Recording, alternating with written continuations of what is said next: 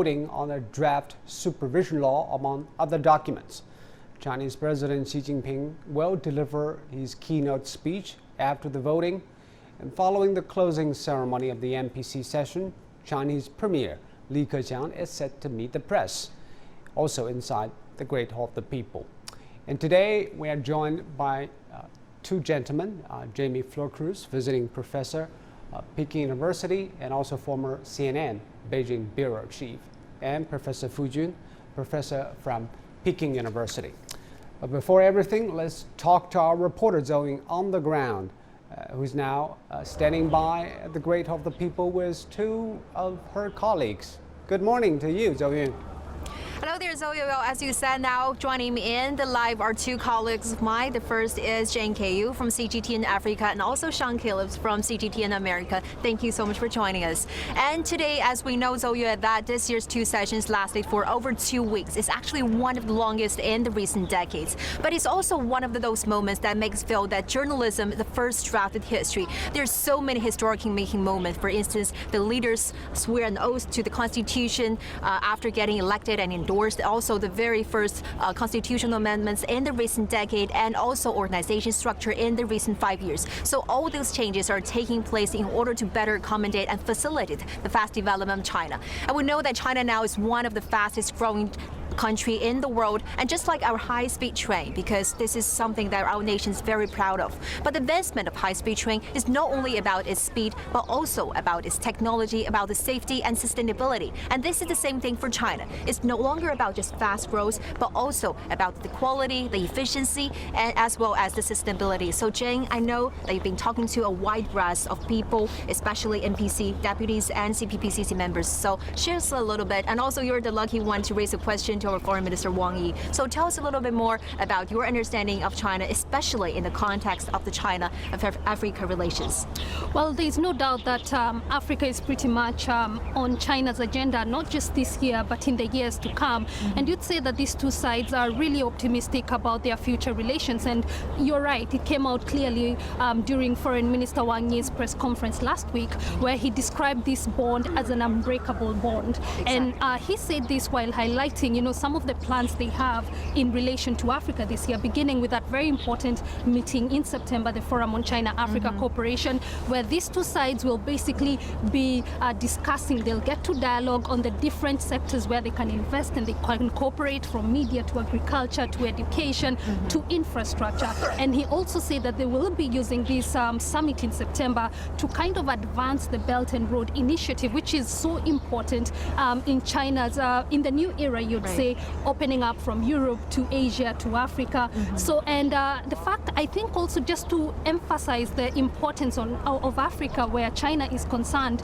is the fact that every year the first foreign trip by Foreign Minister Wang Yi, it's always to Africa. Right. So just that shows just how important this relationship is. Exactly. And also, Sean, I know that you're luckier than me and Jane, because you have traveled extensively throughout China besides covering this event, from the northeast part of China to my hometown, Shandong province, from the host city of the 2020 Winter Olympics to Yangjiahe, where President Xi used to live as a teenager. So tell us a little bit more about what you see and what's in the future. To me, it was very fascinating because we got to talk to the people who are being affected by what's going on here, all of the deputies meeting and the changes, the challenges that move ahead. When he went up to the northeast in Daqing, a very oil-rich area the oil is running out, so they have to find a way to move forward. It's an area that is struggling economically, and they're looking for ways to move forward, and they really want to get help from the two sessions. When we went to Zhangjiakou, the area where the skiing is, it was amazing. And you see the transformation that's going on, not only in the environment, but President Xi has challenged some 300 million people in China to embrace winter sports, so when the world comes here in 4 years, they're going to be welcome. But for me, without question, the big trip was going down to Shanxi and Liangjiahe, and we got to see where President Xi spent 7 really tough years, and it really formed him as the leader. It gave him that common touch with the common man, and you could see that. And also just the harsh life he endured in a very poor area, you really saw where he gets this commitment, this burning desire to remove abject poverty in China. The United Nations has singled China out for doing a very good job over the last 5 years, taking some 68 million people out of poverty, the poverty rate going from 10% to 3%, but that last mile, we talked about it, it's going to be difficult. That's true, but it's difficult, it's challenging, but hopefully we will be there. So thank you so much, Sean and Jane. And we're now witnessing so many changes from different cities in China and different layers of policy. There's so many changes that are taking place. There's also something that will remain unchanged. For instance, the government determination to keep deepening reform and its determination to keep improving people's livelihood. So it's always this combination of the change and unchanged values and policies that lead China through the worst of times and now is leading China to this new era. Back to you in the studio, Zhou Yue. All right, thank you so much, Zhou Yun and Sean and Jane, for your reporting in front of the Great Hall of the People. And inside that building, we have just learned that the first session of the 13th NPC has just adopted a resolution to approve the government work report by the State Council. Well, as the National People's Congress session comes to an end, now let's look back at what happened, the highlights of this year's political season. The 13th National People's Congress and 13th Chinese People's Political Consultative Conference kicked off their 10 years at this year's 2 sessions. This year's political season lasted 18 days, which is longer than usual. Various issues were covered, including changes to the Constitution, reforms to the supervision system, the institutional restructuring of the State Council, and the election of China's leadership team. Amendments to China's constitution were in the spotlight. The NPC adopted the amendments on March 10th. It marked the first change to China's fundamental law in 14 years. The principal purpose of these constitutional amendments is to write the main theories and concepts of the 19th CPC Congress into the Constitution, especially Xi Jinping's thought on socialism with Chinese characteristics for a new era. It has been written into the fundamental law of China, incorporating the new results, new progress, new experience, and new requirements of our socio-economic development. The amendment also includes the establishment of the National Supervisory Commission. It will work with the CPC's Anti-Corruption Agency, the Central Commission for Discipline Inspection. Yang Shaodu, former Minister of Supervision and former Director of the National Bureau of Corruption Prevention, was elected the first head of the National Supervisory Body. The final cog in China's new supervisory machine is the draft law on supervision, which has been submitted for its 3rd reading. The purpose of reforms to the supervisory system is to integrate anti-corruption resources, unify the party's leadership of anti-corruption efforts, and build a centralized and effective supervisory system with Chinese characteristics. The reform seeks the supervision of all officials exercising public power. Deepening reforms in the supervisory system means innovation of organization and systems. It must break the institutional obstacles and establish a new national supervisory system. Lawmakers also passed institutional reforms for the State Council. The number of ministries and commissions was trimmed to 26. Ministerial-level entities were reduced by 8 and vice-ministerial entities by 7. New ministries and administrations were formed. Among the new institutions are the Ministries of Natural Resources, Veterans Affairs, and Emergency Management. Other brand-new government agencies include the International Development Cooperation Agency, the State Immigration Administration, and the Banking and Insurance Regulatory Commission. All the moves aim to make the government more efficient and service-oriented. The 13th NPC also voted for China's top officials. On March 17th, Xi Jinping was elected Chinese president and chairman of the Central Military Commission. Li Zhanshu was elected chairman of the 13th NPC Standing Committee. Wang Qishan was elected Chinese vice president. Li Keqiang was endorsed as premier of the State Council on Sunday. Vice premiers, state councilors, and the government's ministerial-level officials were endorsed on Monday. For the first time ever, all newly elected leaders took oath of allegiance to the Constitution. With so many things starting this year, China will continue to work toward a moderately prosperous society and to cultivate socialism with Chinese characteristics for a new era. And we just heard at the closing of the national legislature, the NPC delegates have voted to approve China's supervision law, and also they have also voted to adopt a resolution to approve the report on implementation of the 2017 plan for national economic and social development and the draft plan for the year 2018. And now let's turn to our studio guests for some talks on this year's political season. Professor Fu Jun, professor from the Institute of South-South Cooperation and Development, and also Professor Jamie Flo-Cruz, visiting professor at Peking University. I want to take your opinions first, Jamie.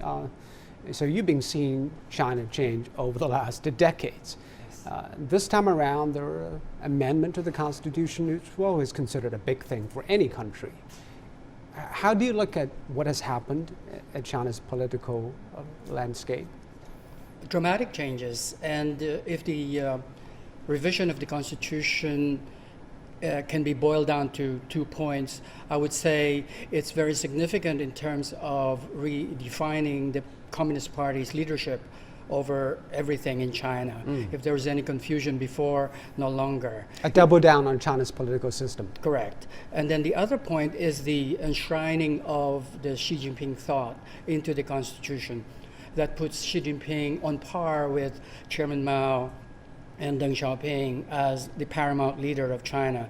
And it enshrines his vision for China in the next several years, not just in the next 5 years, but even beyond.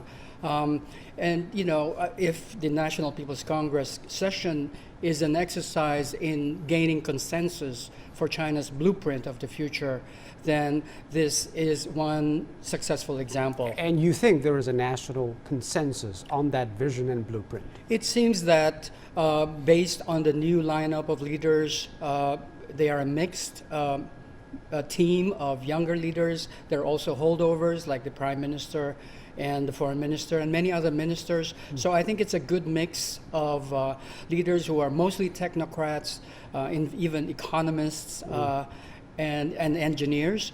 And so if that is a gauge of a consensus, then I think we do have a consensus. But more than that, I think the public opinion also seems to show that there is consensus. People are more looking forward, and they are, you know, the question is how the leadership can manage the people's rising expectation for the future.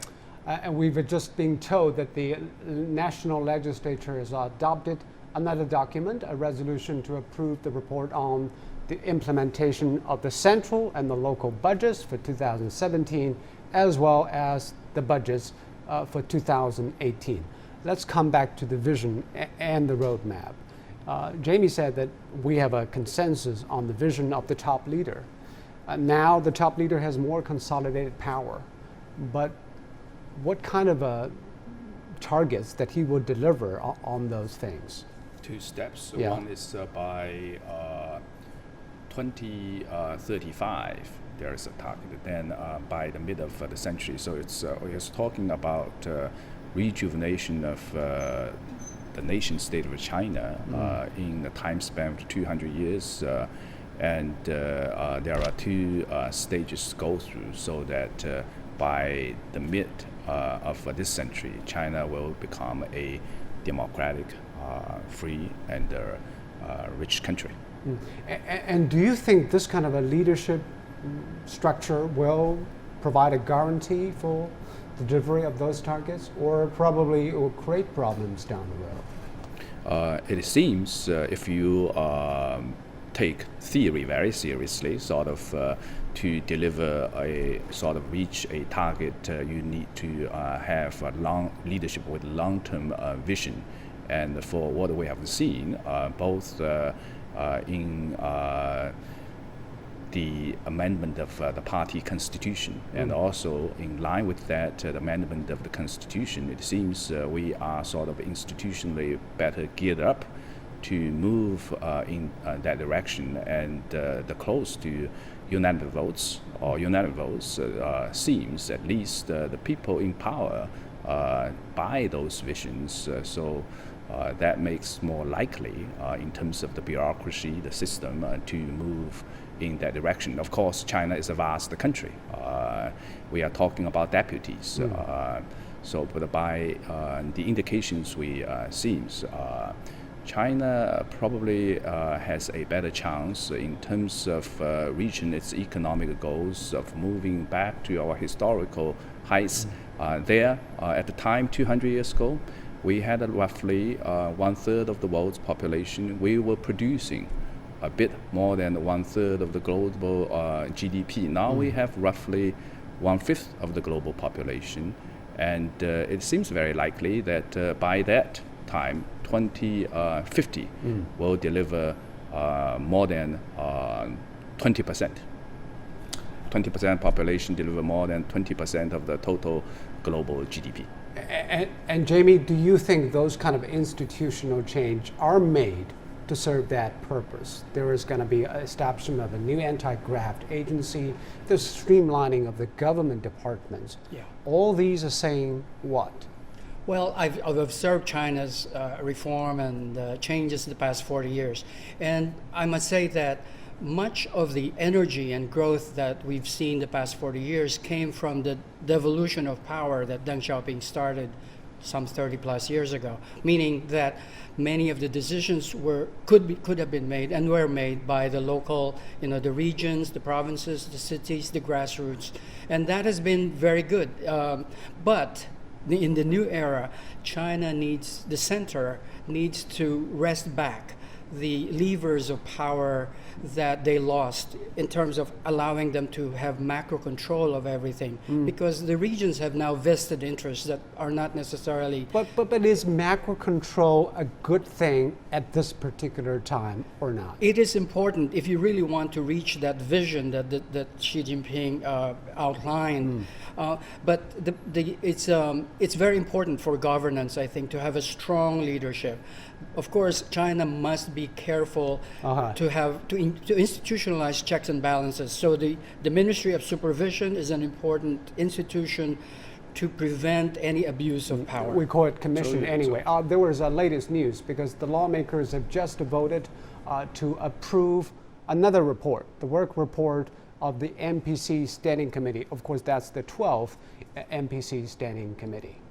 Let's come back to this. So Jamie said that this is strengthening central control because there are vested interests at different parts, and that reduces efficiency. Jamie, of course, used a very generic term of strengthening of central control. But what happens in the past 40 years is that economically there is a process of decentralization, give local governments more incentives to run their affairs, so that when you allow local, provincial level or city level governments to compete with each other, of course there will be a source of incentive to power the economy. But politically, now don't be naive, economic decentralization, politically, the control of the center has remained strong. For key local officials, the power of appointment has been remained at the hands of the party organization. But the problem is, does it have to be stronger at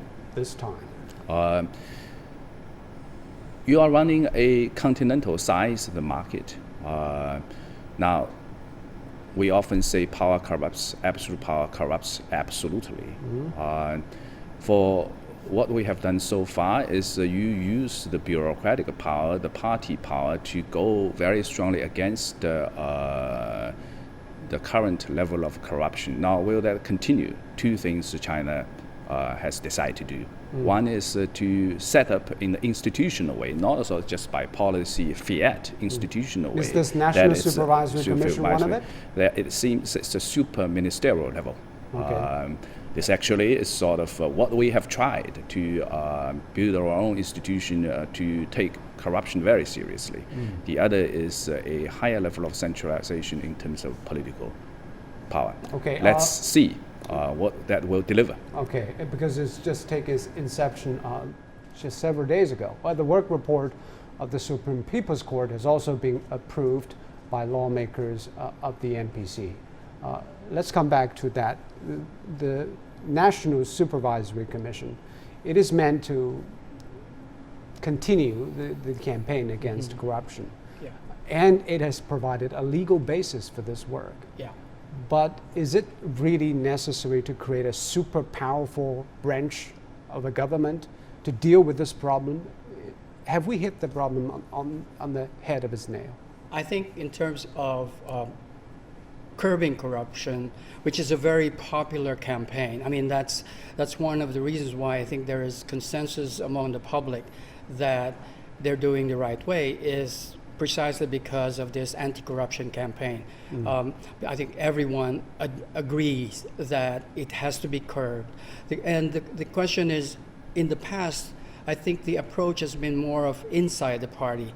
Inside the Communist Party, the disciplinary commission takes over corruption cases. So I think the passing of this new law is a step towards putting that campaign, that task in the government's hand, and outlining certain parameters in the way corruption cases will be dealt with. But they still report to the CPC Central Committee. That's Correct. the basic tenet. That's correct. And that's what I mean by the primacy of the Communist Party. That's the whole goal of the new constitution as well as the new law, that the Communist Party is still the primary source of power and decision making.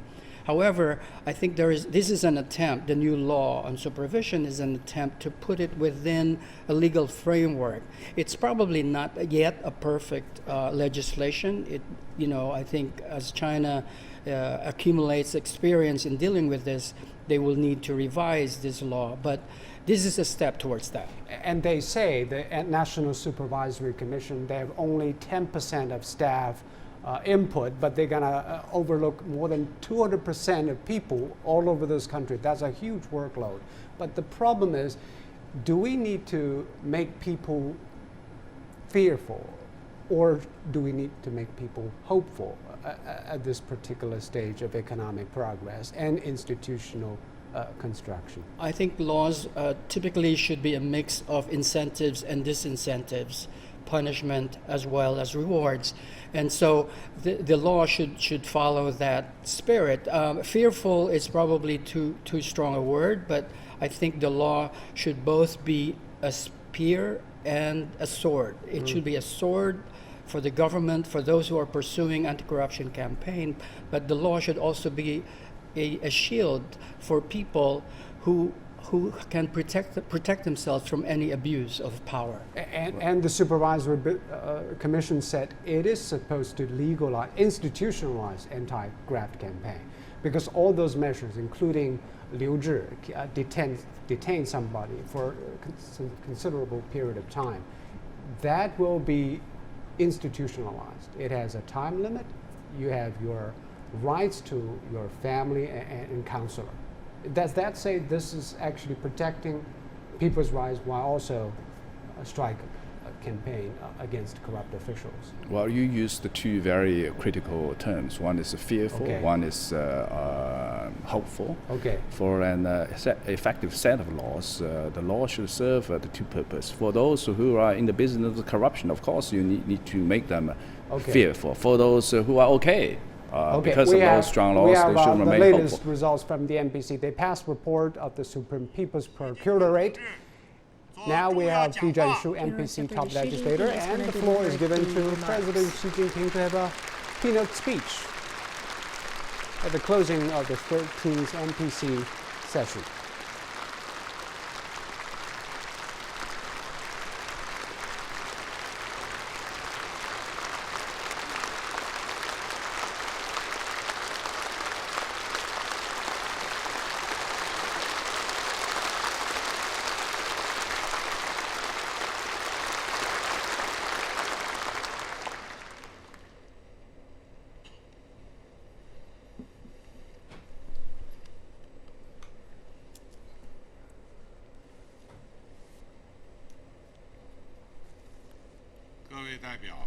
Distinguished deputies, 这次大会 during the two sessions, 选举我继续担 I 任 was appointed 中华人民共和国 to 主席。 continue to perform the post of the President of People's Republic of China.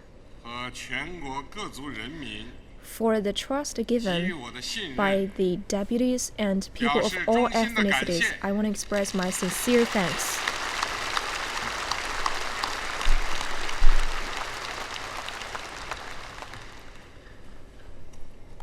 担任中华人民共和国主席， As the General Secretary and President of the PRC, I think it's a grand 使命 mission 光荣，责任重 and 大。 also huge responsibilities.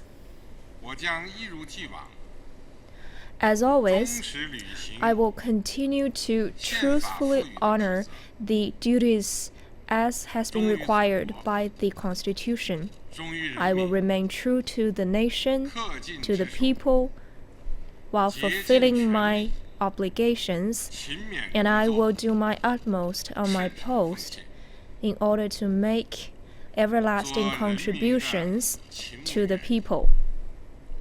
接受人民监督， Also, I will willingly subject myself to the people's supervision and never fail the trust 信任和 given 忠 by all the members and people of all ethnicities. 一切国家机关工作人员， Personnel working in all 无论 national 身居多高的 and 职 government 位， institutions, no 都 matter 必须 which post you 牢 are, 记 you must all bear in mind that 是中华人民共和国， we are the People's Republic of China, and by that 放 it 在心 means 中， we need to always give top priority to the people 始终 and 全心全意， wholeheartedly serve the people 始终 and struggle for the interests 和幸福 and happiness of our 而努 people. 力工作。各位代表， Deputies, 人民 people are the creators of history. 人民是真正的英雄。 They are the real heroes.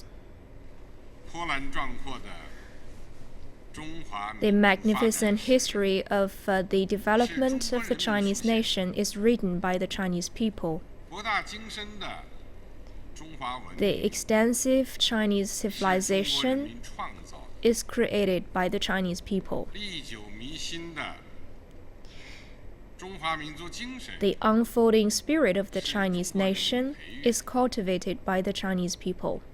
中华民族迎来了从站起来、富起来 The development of the Chinese nation from standing up to enriching itself to going stronger is made happen because of the Chinese people.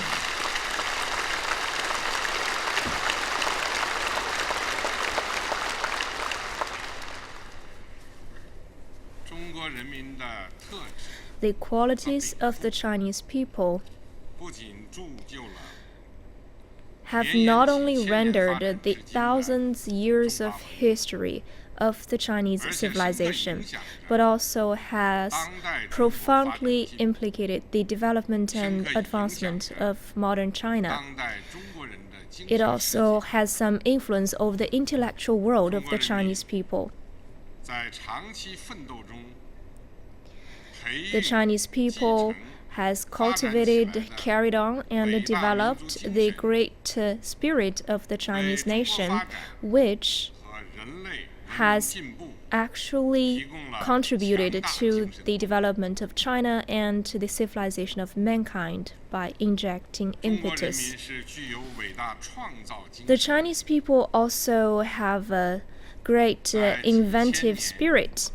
历史长河中， Over the past thousands of years, 中国人民始终辛 the 勤劳 Chinese 作， people have 发明 always 创造 toiled in invention and 中国产生 creation. 了老子、 China is home to many great philosophers like Lao Tzu, Confucius, Zhuangzi, Mencius, Mozi, 孙子、 Sun Tzu, 韩非子 and Han Feizi, 闻名于世的伟大思 who 想 are all 家 well known in the world.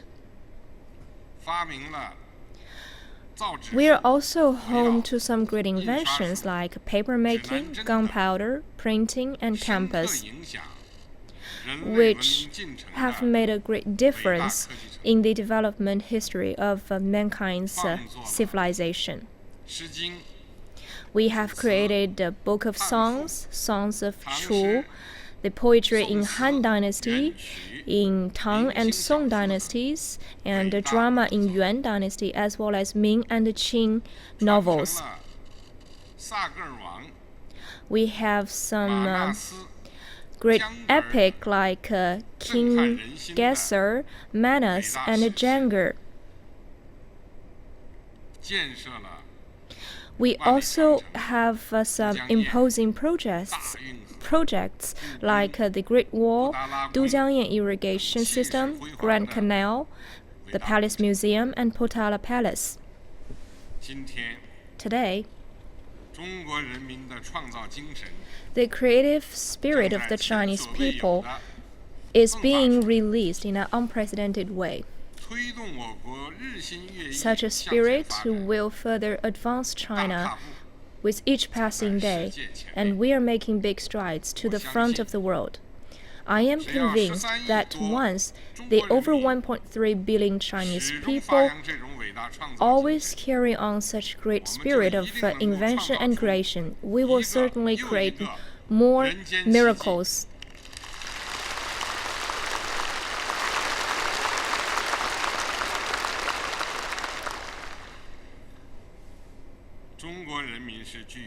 The Chinese people also have the spirit of striving hard. Over the past thousands of years in the Chinese history, the Chinese people have always been reforming themselves and striving to grow stronger. We have brought about some beautiful sceneries and projects in our country, and on such a vast land, we have toiled on the fertile land with abundant materials. We have restored thousands of big rivers and conquered numerous natural disasters. We have developed the scattering townships and villages and a complete series of industries, bringing the colorful lives to the Chinese people. Since ancient times, the Chinese people have realized that in the world there is no such thing as sitting idle and enjoying all the benefits. If you want to have happiness, you need to work for it. Today, everything we have is actually an embodiment of the Chinese people's intelligence and wisdom. It is the result of their perspiration and sacrifices. I believe once the over 1.3 billion Chinese people keep carrying on and giving play to such spirit of striving hard, we will certainly realize the ambitious goal of bringing a better life for our people.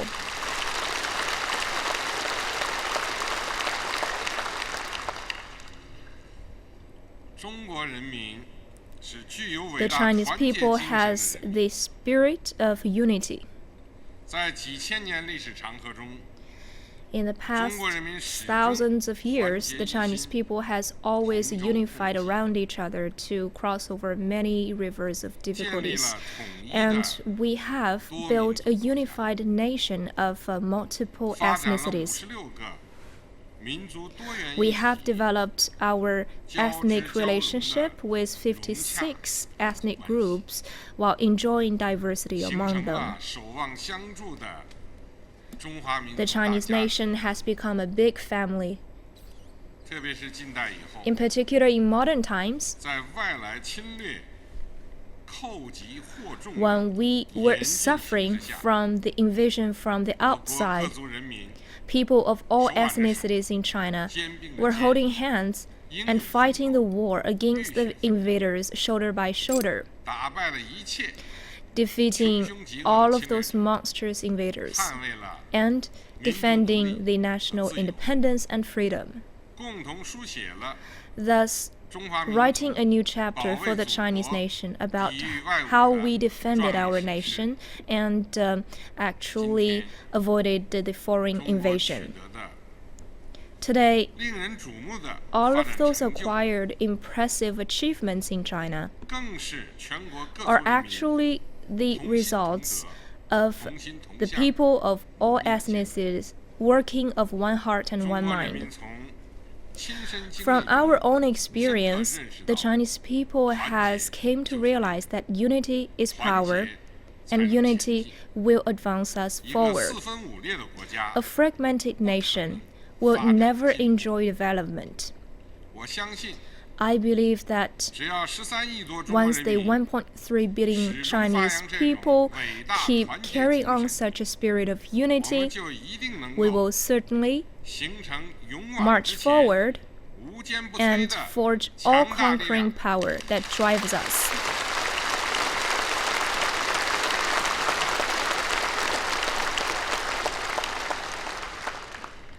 中国人民 The Chinese 是 people 具有 also 伟大 has 梦 great 想 dreams. 精神的人民。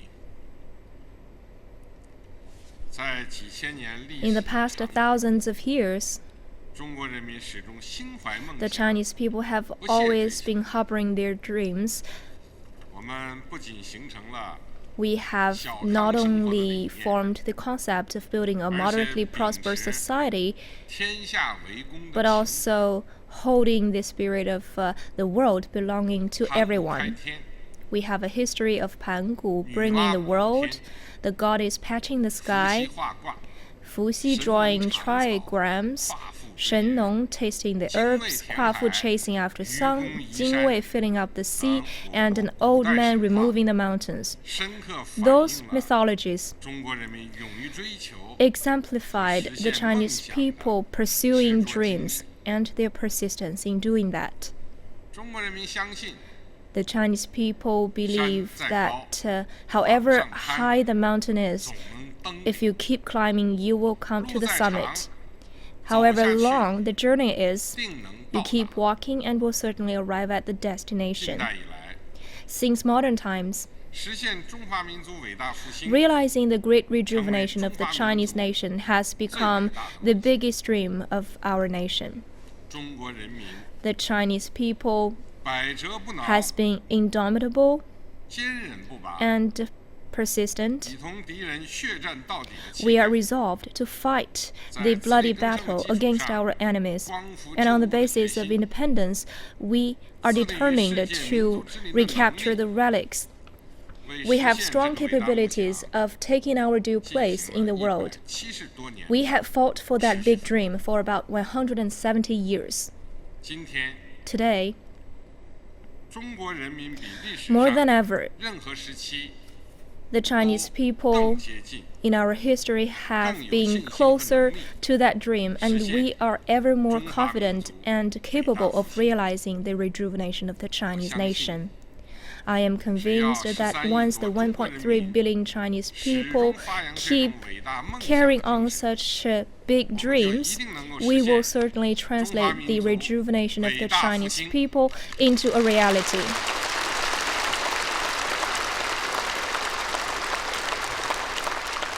同志们， Dear comrades, 有这样伟大的人民， with such a great people and 有这样伟大的民族， such a great nation, 有这样的伟大民族精神， with such great national spirits, our pride is 使 justified. 我们坚定中国特色 Such 社会主义 spirits 道 will 路自信 cement our confidence in the socialist path with Chinese characteristics, our theories, and confidence in our mechanisms and culture. 也是我们风雨无阻 The spirits are also the source of us marching forward despite any difficulty.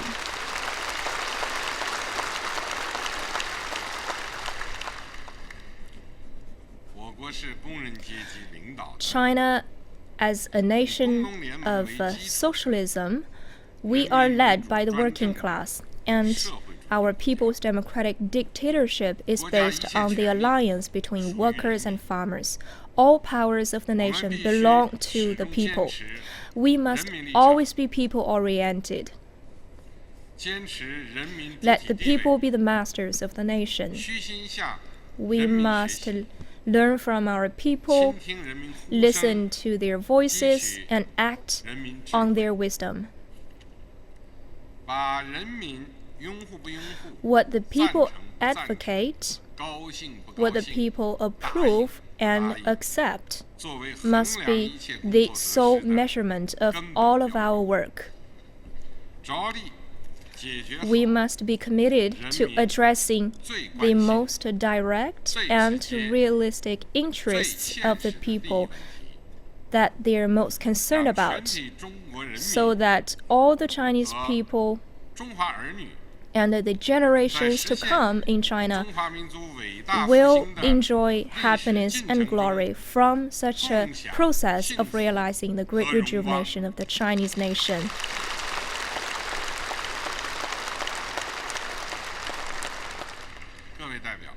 Esteemed members, once our people are faithful, the nation will have a future and will build its strength. Socialism with Chinese characteristics has entered a new era. The hardworking Chinese people will be more confident about themselves and will have more self-respect. As such, the ancient nation in the Oriental world, in the modern society, will be more vigorous. The theories, the institutional designs and culture of socialism with Chinese characteristics will release more vigor and vitality. Miracles are springing up on the Chinese land, and we are confident about the future.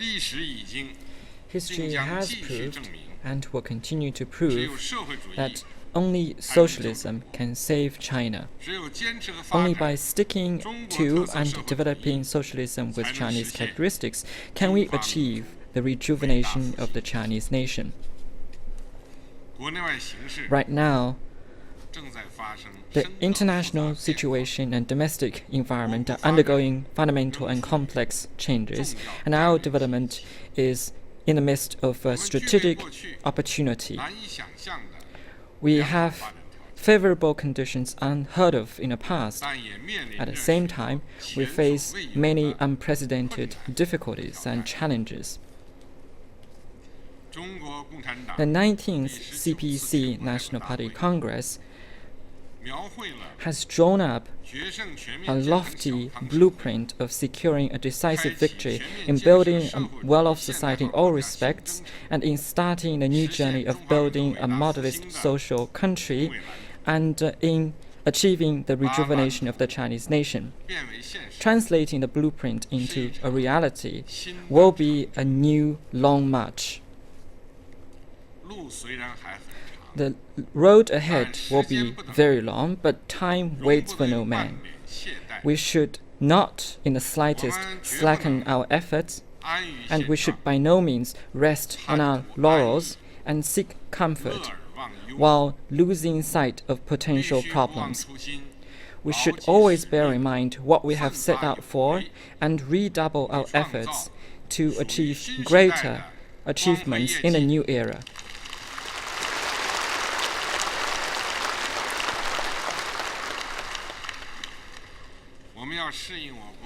We should adapt to the new realities of our development,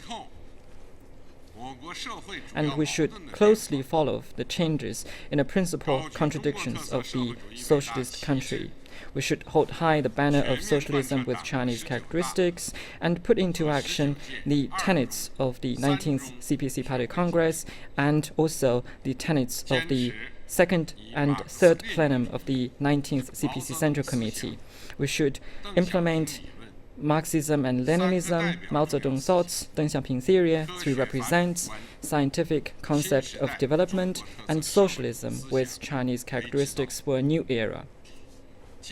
We should continue to seek progress while maintaining stability. And we should always put people in the first while seeking development. we should coordinate great undertakings and great projects in realizing our great dreams. And we should approach our five-sphere integrated development and four-pronged comprehensive development with great vigor. We should continue to open up new vistas in socialism with Chinese characteristics for a new era. Our goal is to turn China into a modern socialist country that is strong, prosperous, democratic, culturally advanced, harmonious, and beautiful. We should step up our efforts and take more concrete measures in deepening reform and open wider to the rest of the world. We should put into action the new development concepts and pursue high-quality growth of our economy.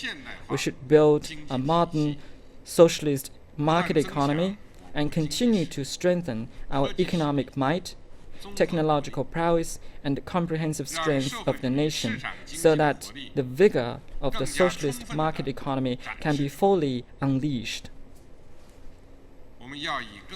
We should intensify our efforts and take more specific measures to develop socialist democracy. We should remain true to the principle of the leadership of the CPC, people running the country, law-based governance, and develop socialist rule of law. And we should continue to promote the modernization of the national governance system and national governance capabilities by cementing and developing a broadest, united patriotic front. By doing so, we will make sure that people will have access to more broader and more genuine civil rights. And in doing so, we can fully unleash the unique advantages of the socialist democracy. We should step up our efforts and take more concrete measures to advance the cultural industry of a socialist country. We should continue to foster and implement the core socialist values and continue to translate the fine results of the Chinese civilization into innovative and creative development. In so doing, we will make sure that the influence, the cohesiveness, and appeal of the Chinese civilization will be fully demonstrated. We should step up our efforts and take more concrete measures to safeguard and improve people's well-being. We should pursue better and innovative social governance, secure a decisive victory against the battle of poverty eradication, promote social justice and fairness, and ensure universal access to education, gainful employment, medical services, old age care, housing, and social protection for the disadvantaged groups. In so doing, we will make sure that all our people will share in the benefits of our efforts to achieve common prosperity.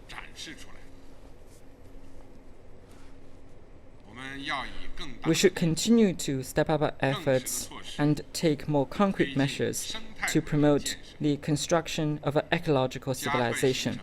We should move faster in fostering green production and lifestyles. We should focus on addressing those pronounced environmental problems so that our country will enjoy bluer sky, lush waters, crystal clear environment, and more beautiful ecosystem. We should make sure that the principle that lucid waters and lush mountains are gold mines can be fully unleashed.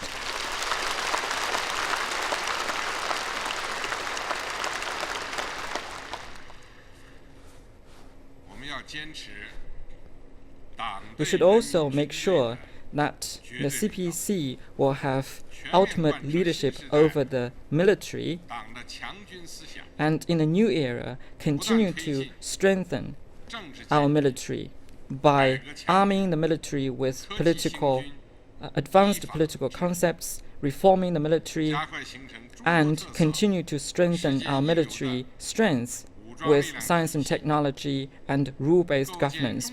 We will continue to build a military and armed force system with socialism as its core that is capable of world-class services. And by doing so, we will live up to the expectations of the people in the new era. We will continue to implement one country, two systems principle, Hong Kong people governing Hong Kong, Macau people governing Hong Kong, and high degree of autonomy in the special administrative regions. We will continue to stick to the constitution and the basic laws in governing the two regions and support the SARs and its chief executives in implementing its functions and supporting Hong Kong and Macau in integrating into the larger picture of the country. We will continue to strengthen and foster the national identity and patriotism of people in Hong Kong and Macau SARs, and maintain long-term stability and prosperity in Hong Kong and Macau SARs. We should continue to stick to the One China principle, 92 consensus, and advance the peaceful development of the cross-strait relations and expand the economic and cultural exchanges between the two sides. By doing so, we will make sure that people both in Taiwan and on the mainland will share in the opportunities of the development and improve its well-being, and also advance the unification of the country.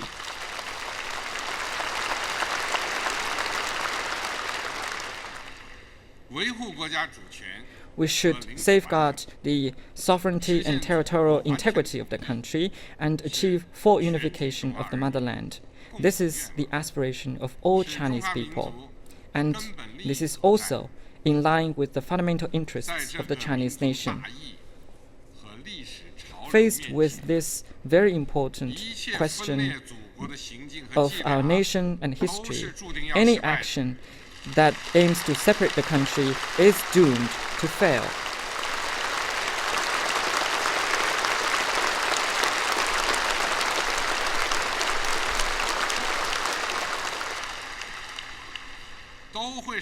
And these separatist actions will be met with the condemnation of the people and the punishment of the history.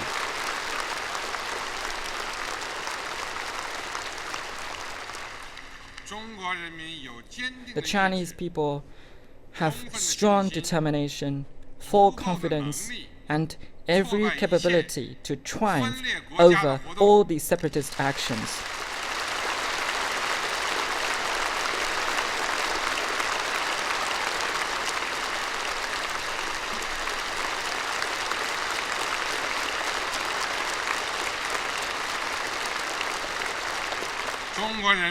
The Chinese people and the Chinese nation have a shared conviction, which is not a single inch of our land will be and can be ceded from China.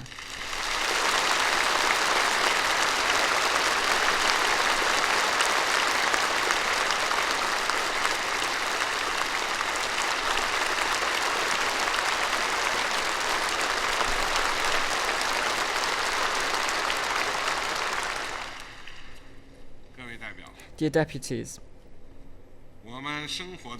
the world we're living in today is full of promises, but also various challenges. The Chinese people have always been a people of justice and compassion. We have always linked our destiny and future with those of other peoples in the world. We always follow closely and lend selfless support to countries and peoples who are suffering from war, turbulence, poverty, and hunger. And we always stand ready to work to the best of our ability to contribute to the peace and development of mankind. This aspiration of the Chinese people is sincere, and we will by no means seek development at the expense of other countries' interests. Our development poses no threats to other countries. China will never seek hegemony and expansionism. Only those who are given to threatening other people will perceive other people as a threat. The Chinese people's aspiration, sincerity in actions to contribute to mankind's peace and development should not be misinterpreted, much less to be distorted by anyone. Justice will finally prevail.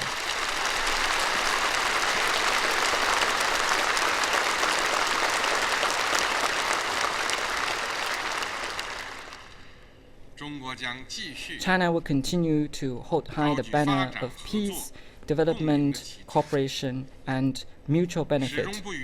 We will remain committed to a peaceful development path and seek an opening up strategy of mutual benefit. We will continue to safeguard international justice and fairness, and we advocate that all global matters should be dealt with based on a consultation of all peoples. We will not impose our will on other people, and China will continue to advance its Belt and Road Initiative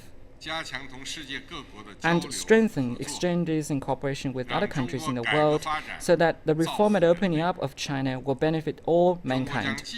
We will continue to be actively engaged in the reform and development of the international governance system and contribute more Chinese wisdom, Chinese solutions, and Chinese strength to the world. We will continue to promote lasting peace, broad security, common prosperity, openness and tolerance, and a beautiful world, so that the shared community of a shared future for mankind will shine brighter in every corner of the world.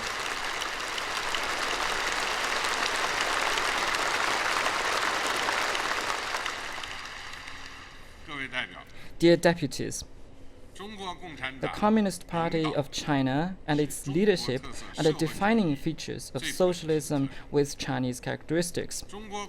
The CPC is the supreme leadership of the country, and it is also the fundamental guarantee of achieving the rejuvenation of the Chinese nation.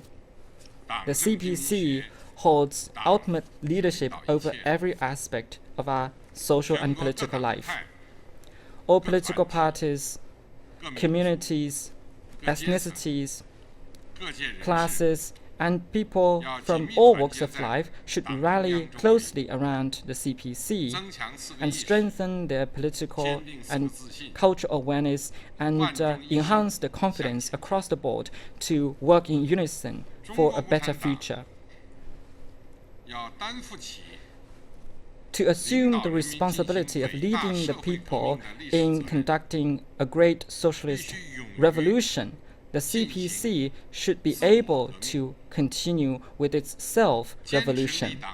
We should remain true to the principle of serving the people and continue to deepen the reform of the party discipline and governance system and remain resolute in fighting against any corrupt behaviors. We will stand with our people through thick and thin and work in unity with our people for a better life. We will forever remain true to the defining features of the Marxist governing party and remain ahead of the times and continue to be the mainstay of the Chinese people and Chinese nation.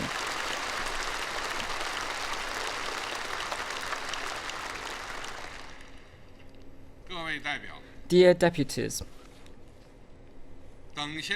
as the Chinese poem reads, the east wind is blowing, bringing with it in full bloom a beautiful spring. Under the leadership of the CPC, and thanks to hard work, over the past 7 decades, our People's Republic has thrived, taking a brand new look in the east of the world. The new era belongs to each and every one of us, and every one of us is part of this new era who is witnessing, blazing new trails and building this new era. As long as we remain united, work hard together, nothing can stop us from achieving the Chinese dream by the Chinese people.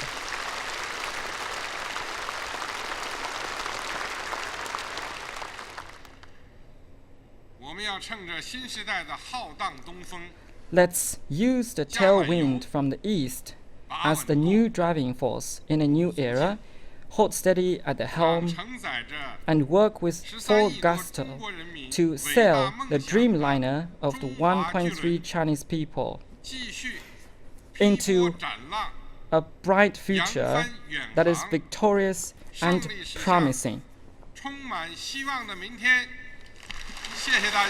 Thank you.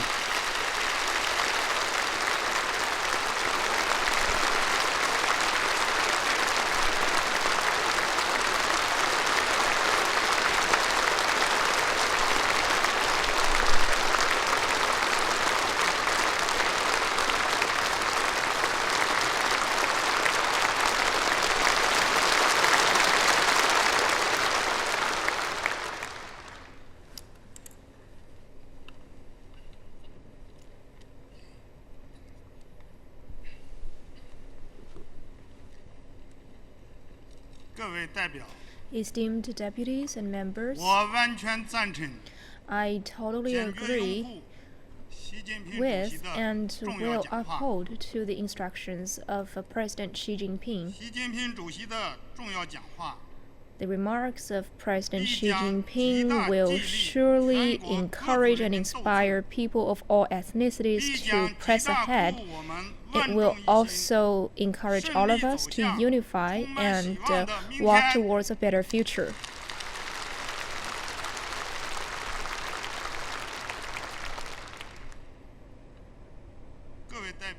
Esteemed deputies, in the closing ceremony, President Xi Jinping has beforehand been appointed as the president of PRC with full voting, also the General Secretary of the Central Committee of Military. That is the consensus of over 3,000 members of NPC. That is also the choice of 1.3 billion Chinese people.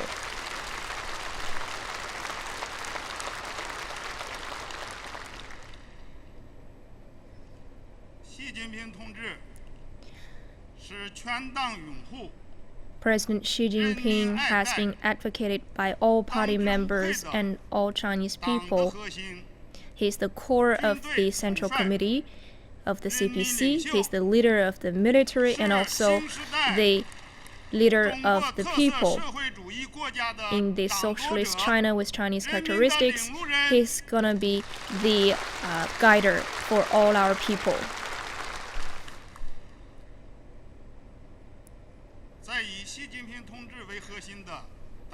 Under the leadership of the CPC Central Committee with Xi Jinping at its core, and in the new era with socialism and Chinese characteristics, the Chinese people are fully confident and capable of realizing the dream of China and the great rejuvenation of the Chinese nation.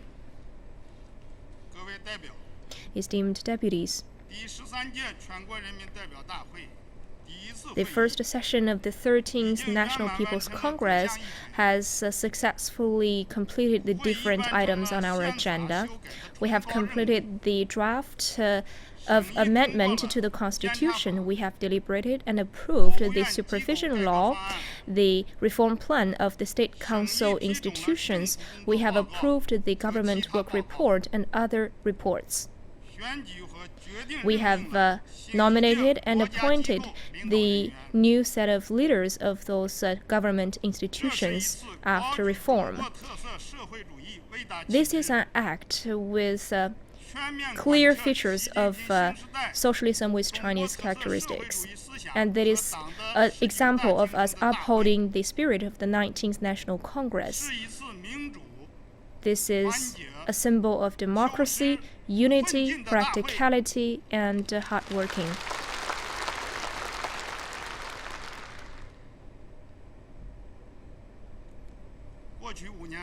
In the past 5 years,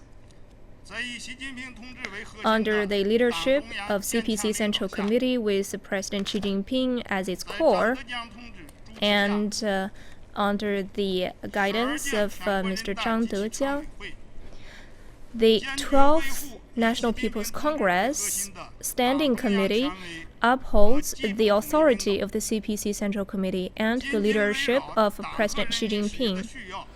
According to the needs of the party's work and the people's interests, we have been working diligently while shouldering our commitments and responsibilities. We have generated many good results. The democracy and rule of law development have made headways, and we have contributed to the party and the national development. Hereby, on behalf of the Standing Committee of the 13th National People's Congress, to Mr. Zhang Dejiang, and to the 12th Standing Committee of the NPC, to all the members of the 12th National People's Congress, I want to pay my tribute.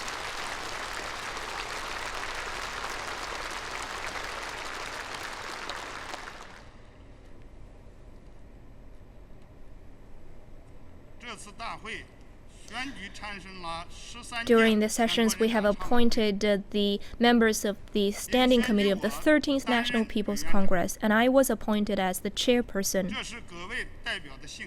That is the trust of all of the members.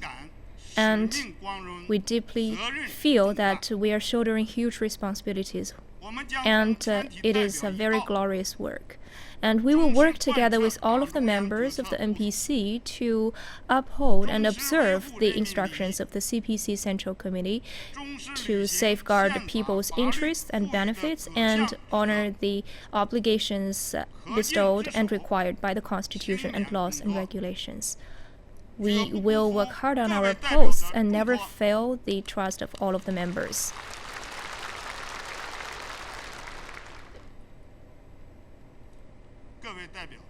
Esteemed deputies, Constitution is the fundamental law. It has the highest legal status and authority and effectiveness. Constitution is closely related to the future of a nation. The National People's Congress and its Standing Committee will need to commit themselves to the requirements of the Constitution and protect its authority and honor their commitments to the Constitution in order to guarantee that the implementation of the Constitution will contribute to the party and the national development.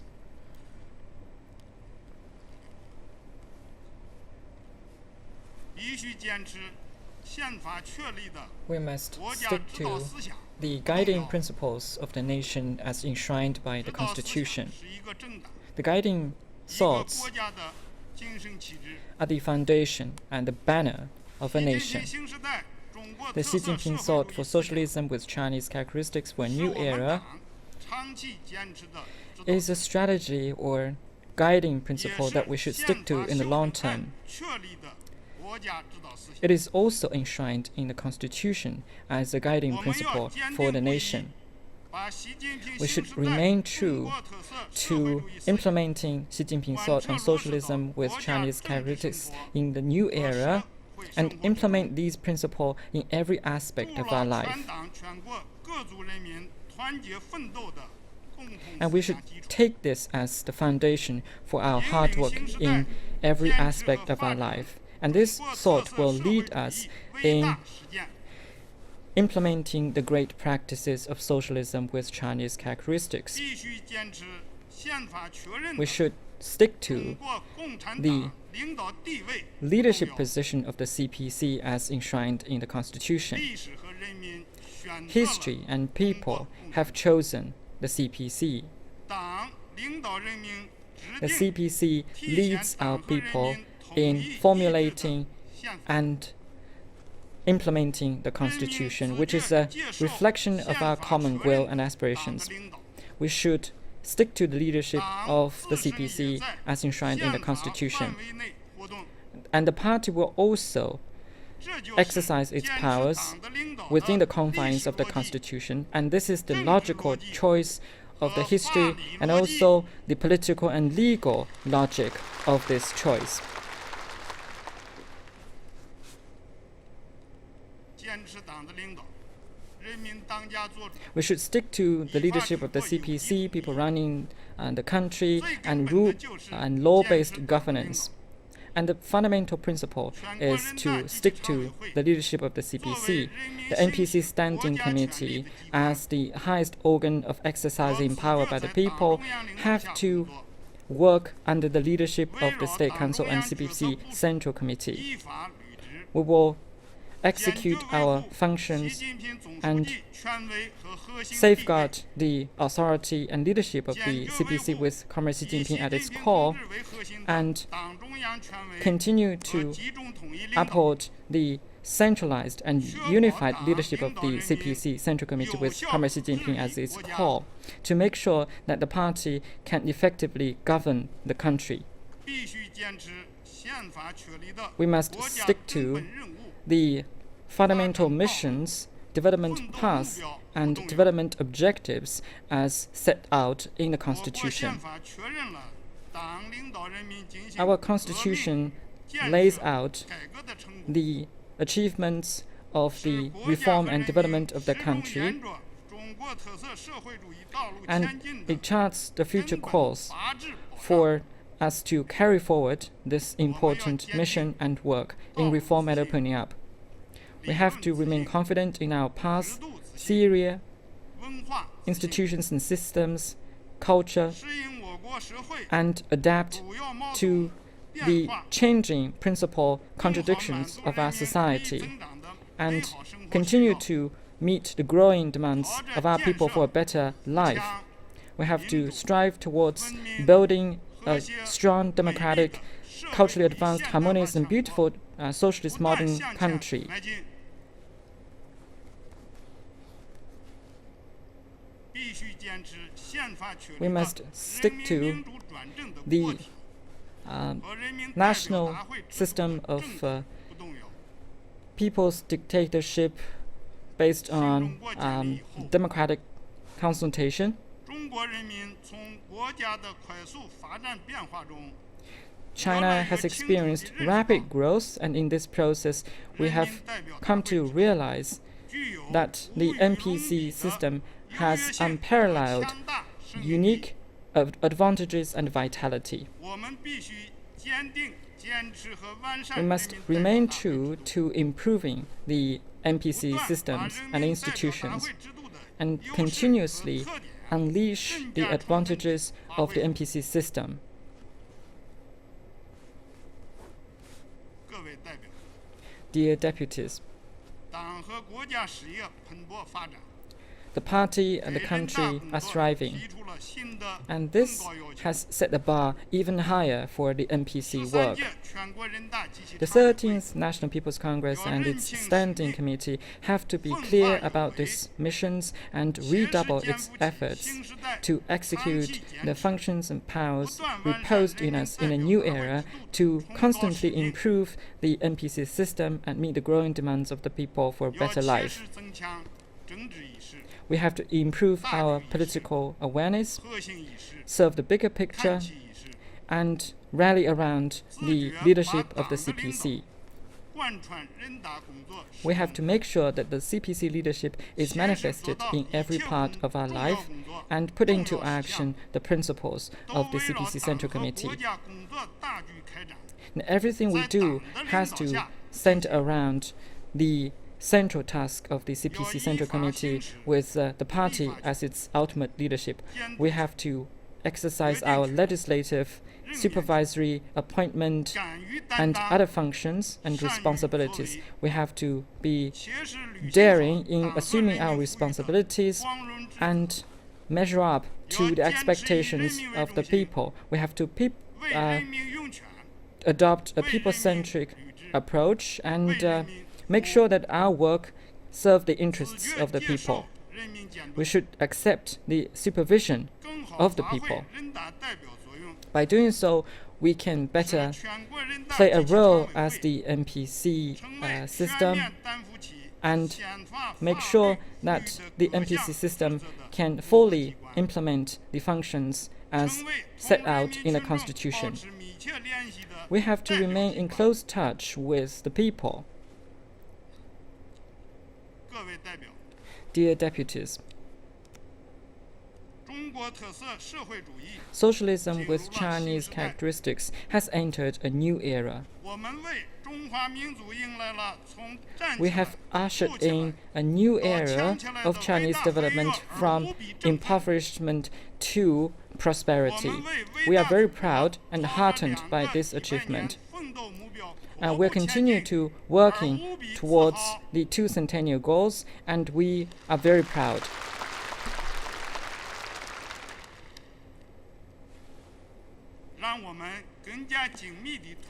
Let us closely rally around the CPC Central Committee with Comrade Xi Jinping at its core, hold high the banner of socialism with Chinese characteristics, earnestly observe and put into action Xi Jinping thought with socialism with Chinese characteristics for a new era, and implement the tenets of the CPC National Congress and the second and third plenum of the 19th CPC Central Committee. We have to work hard and redouble our efforts to strive to achieve all the objectives as set out in this session and make sure that we can secure a decisive victory in building a well-off society in all respects and in building a strong socialist modern country in the future.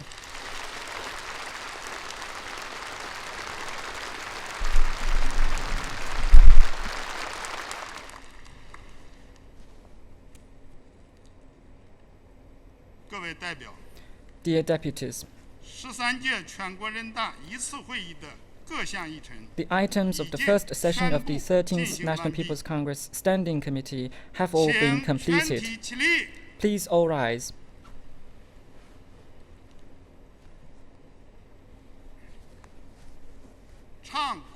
For the national anthem of the People's Republic of China.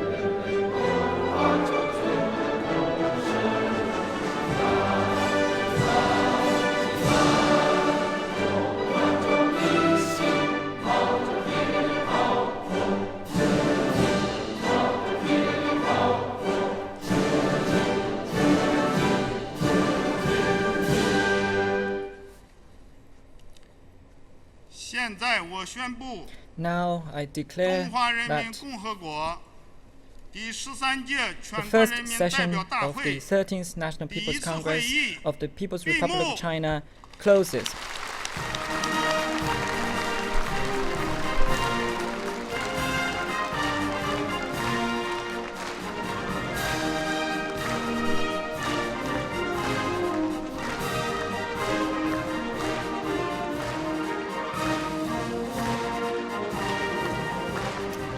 With the 13th National People's Congress closing this morning, China's political season for this year lasting longer than usual, to be exact 18 days, it has officially come to an end.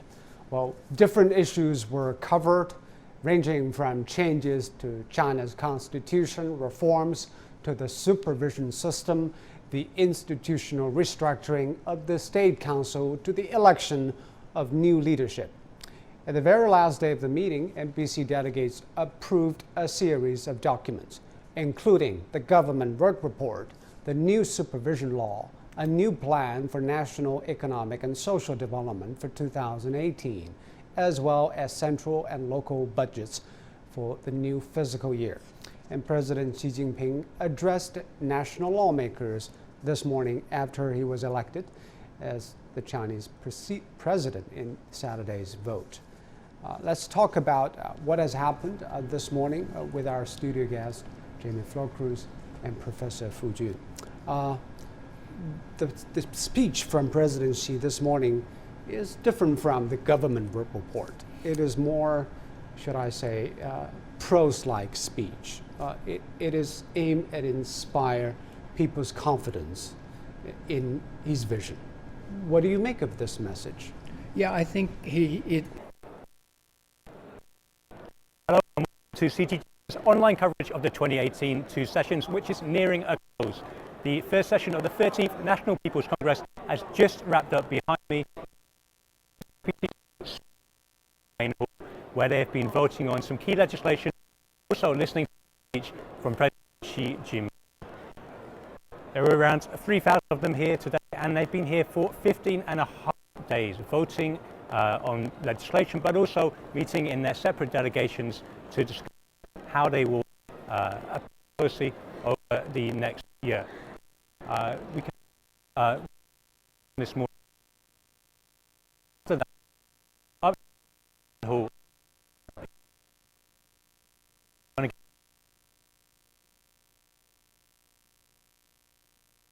The best ahead. Expect maybe 50 questions, and that'll start in about 10 minutes time. Oh, and the dodging in between our stream as well. So far today we've had the supervisory law. It could be a major thing for China in the future, passed by the NPC. These people behind us voted on it. This means that a supervisory network is across 4 local, province and national, setting up a powerful new national supervisory commission, and that's going to be taking the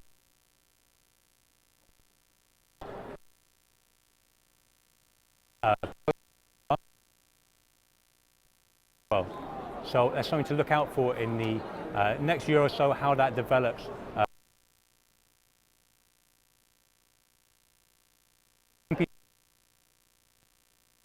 Adopted the pipeline back to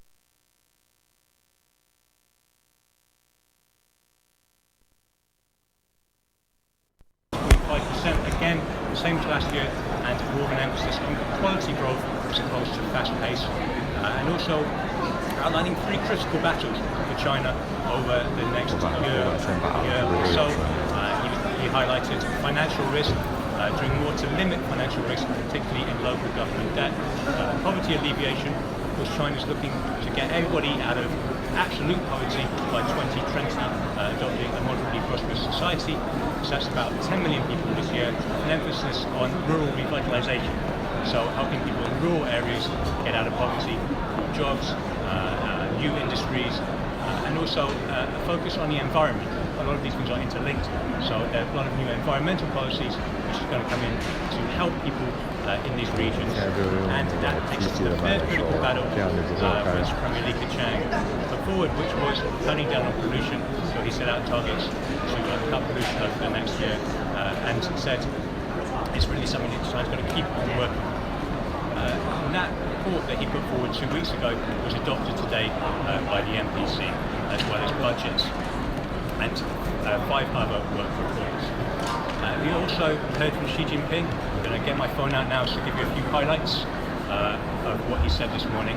But one of the main things that stood out to me was the stress on unity. That China can only move forward if it's united. It can't be fractured. So that was one of his key quotes. And I'm going to open up my phone now and find a few more. So the session is finishing. Xi also made a big play about corruption, and that plays into the National Supervisory Commission, which, as I said, has been set up under a change to the Constitution, which was about 1 week ago, a week back from Sunday, and also the supervisory law, which was passed today by the NPC, setting up this new supervisory network, which takes into account all public officials. So beyond corruption, he's said this morning that China will continue to contribute to world peace and humanity, and that's something that maybe was going to come up in Premier Lee's press conference as well. China's foreign policy and its relations with overseas countries. And a couple more I'll find for you. A strong focus on unity only when China is united can it progress as strongly as it can. So, behind us now. As I say, nearly 3,000 deputies here today, as well as hundreds of journalists. And the journalists are now heading upstairs to the Golden Hall, where Premier Lee will be addressing the press in a short time. And we have a graphic for you, which CGTN Digital has produced, showing the frequency of topics which Premier Lee has addressed in his previous press conferences. Of course, he's been Premier since 2013, and he's been doing these press conferences every year. So I'm going to try and see if I can get this up on the screen for you. I don't know if you can see this. So there's been a strong emphasis on the economy and foreign policy in the press conferences over the past 5 years. And I imagine we're going to see a similar approach today, as well as a wrap-up of over the 2 sessions. And 1 second graphic, which you can CGTN app. Here's one more for you. It shows how the questions have changed over time since 2013, produced by CGTN's data journalist Zhao Hong. It also shows, interestingly, that the number of questions has increased over time. So, probably when, I'll move you a bit.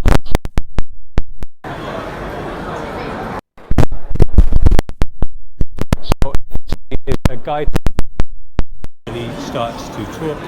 We can expect that the economy is going to take center stage alongside foreign policy. And Premier Lee, of course, trained as an economist. He and his duties transfer those. He'll be alongside of China, who will be taking on responsibility for financial affairs as well. He'll be a top advisor on finance. So I think some of the topics we can expect to come up are the growth over the next year or so. As I said, Premier Lee put that at 6.5% or thereabouts. And also the financial risk, one of the critical battles which Premier Lee mentioned in his government work report. Local government debt in particular is an issue which a lot of people are looking at with China, and Premier Lee singled that out as something that needs to be, the risks of it need to be lessened. So looking at issues looking at ways once there is an issue, looking to solve it. We can look at as well at some of the things that have happened over the past 2 weeks at the 2 sessions. No doubt there'll be questions about the restructuring of the government, a huge undertaking, which I think surprised a lot of people, but from what I've seen has been welcomed by people internationally. It's seen 26 ministries being created, 6 new ministries and a new commission. That's seen the process of government streamlined in China. The plan is to make decision-making and implementation of policy more efficient through pooling like policies in single departments. A good example is the new Ministry of Agriculture and Environment Protection Ministry, but also is taking some policy areas from the National Development and Reform Commission, climate change and carbon emissions, and also soil pollution, marine pollution and ocean pollution from other departments. By putting all these areas in together, they're hoping that China can more effectively issues with the environment. Beyond that, there were 5 other new ministries created, and 1 commission, the Public Health Commission. So that's something that we have to look forward to over the next year or two, see how it's implemented and also how effective that change will be. But as I say, there's been a lot of positive reaction to it. There's a better way of, better and more centralized way of dealing with some of China's problems, and also pushing society forward, improving things like healthcare. 那现在要讲多久还要谈？ Another issue we expected to hear about today is poverty alleviation. Of course, it's a big issue for China. It's lifted hundreds of millions of people out of poverty over the past 20 or 30 years. And as I said earlier, by 2020, the aim is a moderately prosperous society in which nobody lives in absolute poverty. Began in China this year, and there'll be a lot of celebrations to mark that, and we can probably expect that there will be alongside special economic zones which are set up, and foreign investment is often the question that comes up from particularly overseas journalists. Ease of foreign investment and ease of doing business in China, which I know over the past few years the government has been trying very, very hard to welcome foreign businesses in, learn from expertise, and bring foreigners in to add to the workforce here with special skills. So let me take a look at my notes here to see what else we've had over the last 2 weeks or so. Of course, we had the constitutional amendment, which had 21 revisions to the Constitution and the preamble. That made some news, including the setting up of the National Supervisory Commission I mentioned earlier. And also, we've had a series of new appointments. Of course, Premier Li was endorsed on Sunday to continue his term as Premier, and Xi Jinping himself, alongside Wang Qishan, were elected as President and Vice President of China for the next 5 years. An area that probably people are going to be looking at over the next week or so is the appointments to the new ministries. As I said, there'll be 26 new ministries under the big restructuring of the Chinese government, and who fills those roles was announced yesterday morning. But I think there's going to be a lot of analysis of their backgrounds. Some people are staying on. For example, Li Ganjie was Minister of Environmental Protection. He's going to stay on as Minister of Ecological and Environment. But there's also some new people coming in, and also notably a new governor for the People's Bank of China. Li Gang is coming in after the previous central bank governor, Zhou Xiaojuan, steps down. He'd been there for 15 years, so that was a lot of continuity for China. And I think people will be watching closely to see how Li Gang changes policy over years. Which is about meeting Premier Li and his new 4 vice premiers. So enjoy watching him, and I hope you get the answers and the questions that you're interested in finding out about. Thank you. Important speech given by Chinese President Xi Jinping. He talked about 4 important spirits of the Chinese people: innovation, can-do spirit, the spirit of unity, and also bringing people together for the Chinese dream. All these are core values of China, in which the new government of the State Council officials are likely to follow. And the Chinese President Xi Jinping also talked about to serve the people. Whatever the people is dissatisfied with or unhappy with, the government will have to and will need to work on them. Having said that, though, the State Council, led by the Chinese Premier, together with several vice premiers, their task is to do exactly that.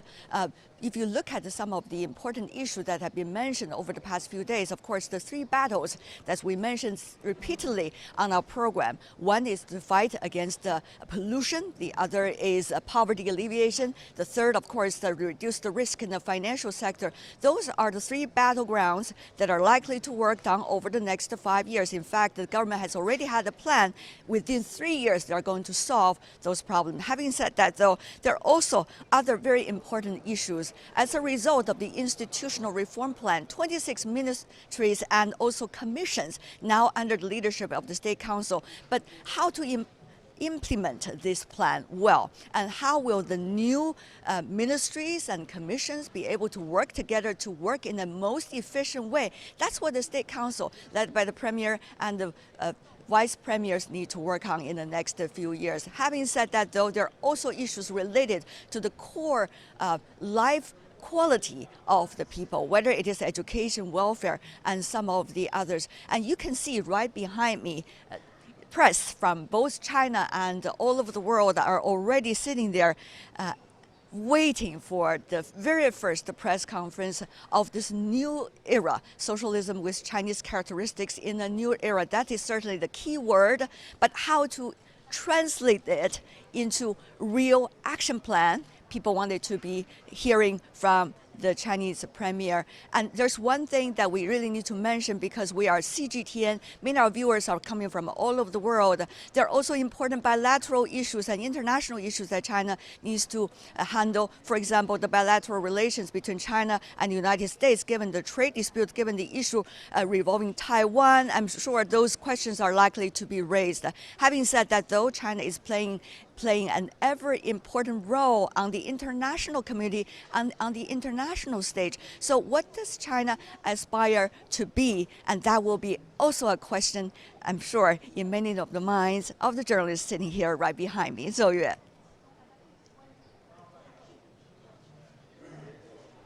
Thank you.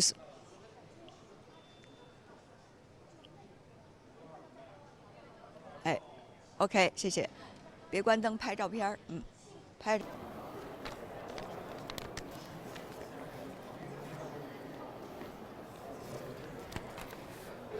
Welcome back to the main hall in the Great Hall of the People.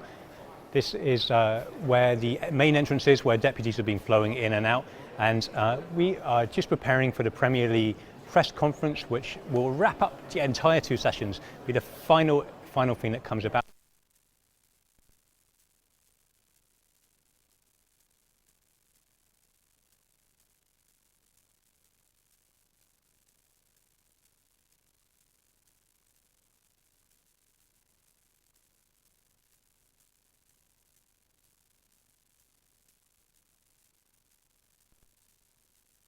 The media centre, of course, where you may have brought up some of our press conferences with the different ministers going over some of the key issues for China over the next 5 years. For me, it's been a very interesting experience.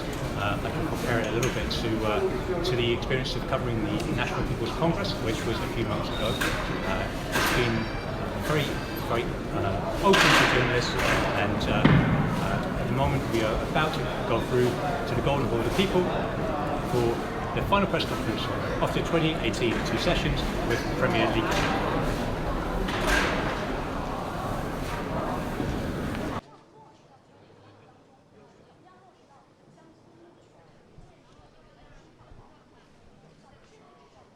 I'm standing here in the Golden Hall, as it is called, on the third floor of the Great Hall of the People. This is where the annual press conference given by the Chinese Premier is being held. Of course, this year is a very significant year. As you may know, the first session of the 13th National People's Congress has just wrapped up, and that has already brought to China the new lineup of China's leadership, both at the central government level and also in the ministries and commissions under the State Council. There are several things earlier in the speech given by Chinese President Xi Jinping that has been mentioned. One is about the spirit of the Chinese people. He used Chinese classic legends as well as, the stories of China over the past few decades to indicate that the Chinese people are having the innovative spirit, the can-do spirit. Meanwhile, the Chinese people is holding dear the Chinese dream, while at the same time to unify together with the country. He talked about a united country and the strength of it. Having said that, how to implement and take the best advantage of these spirits of the Chinese people. Of course, that is going to be the job of the State Council under the leadership of the Chinese Premier. And right behind me, you could see on the stage, you can see the seats for both the Chinese Premier and the several vice premiers. They are going to about 20 minutes from now, 10 minutes from now, in fact, facing the press for the very first time. Yesterday, they were on the stage on the very first floor of the Great Hall of the People to make their pledge to serve the country to be modern, prosperous, strong, culturally advanced, democratic, as well as harmonious and beautiful. And now it is a time for them to translate those words into real plan and real action. Having said that, though, there are several things that they have to work on, of course, mainly related to people's questions about how to having a better life and a happy life. I think the press conference is about to begin in just a few minutes. I have to go back and get my seats. So I'll hand back to you, whoever is there in the studio. See you later.